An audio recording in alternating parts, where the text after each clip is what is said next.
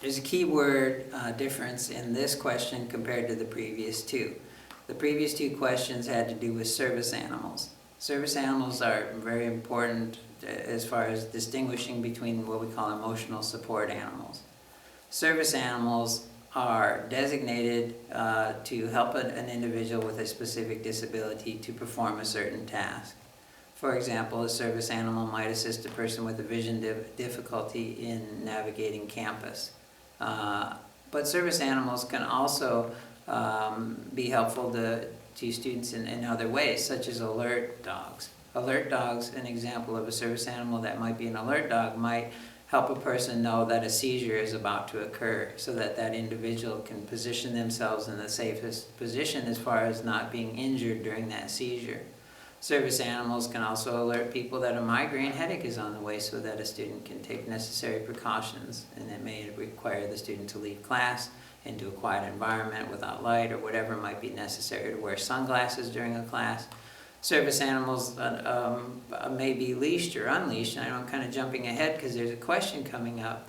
But if a service animal performs a task that a leash or a harness or tether would get in the way of helping with, such as using a walker, or say it's a veteran returning from a combat environment who has real anxiety, post-traumatic stress disorder related to entering a room because of a fear of explosive devices, there are service dogs that are trained to walk in a room, check the perimeter of that room, and come back to the handler to let that person know that that room is safe prior to entering the room. So not all service animals will be kept on leashes or harnesses or tethers.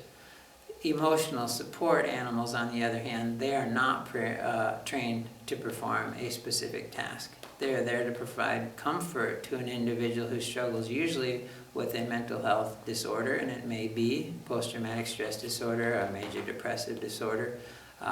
But the important thing to distinguish is that service animals, a student has the right to bring a service animal to class, to anywhere the public may go, a restaurant, and so on. However, an emotional support animal is only permitted on campus inside housing. And so a whole different set of regulations applies to emotional support animals. Emotional support animals can be any kind of animal. It could be a bird, it could even be an insect in some cases. Now I know that sounds crazy, but there have been instances. Most commonly it's a cat or a dog, but it can be any animal. A service animal can only be a dog or a miniature horse, but it's very rare that it would be a miniature horse. I haven't really seen that. So please keep in mind, if a student has an animal, there's only two questions that you may ask. One is this a service animal? Notice I didn't say, is this an emotional support animal? Because students cannot bring an emotional support animal to class. If the student answers yes, that's it.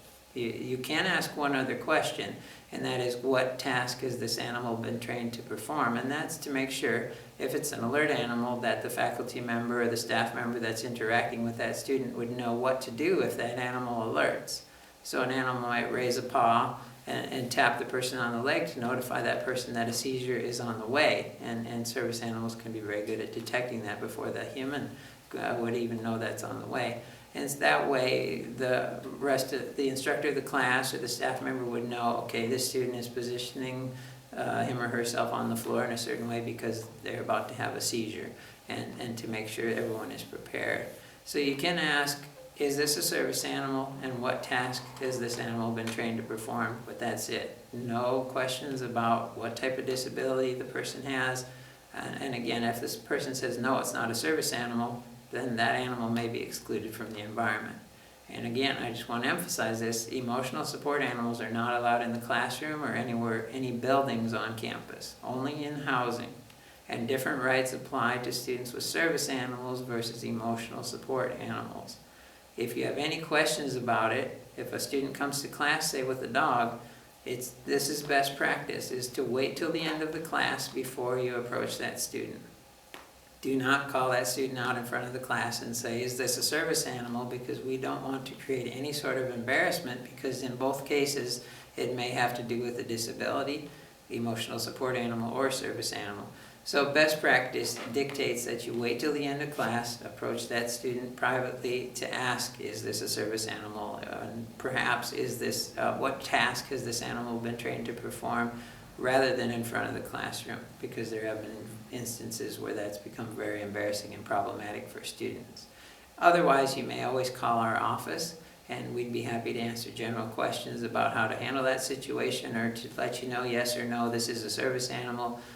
But the important thing is to communicate with respect, and to keep in mind that, and this is another way it impacts employees here at Avila, people cannot bring pets to their offices. I know that's been done in the past on campus, but if we're going to exclude emotional support animals from buildings on campus, then pets, which are separate from both service animals and emotional support animals, must also be excluded from buildings on campus. Yes, people can walk around campus with pets or with emotional support animals or support animals, but different rules apply based on that type of designation.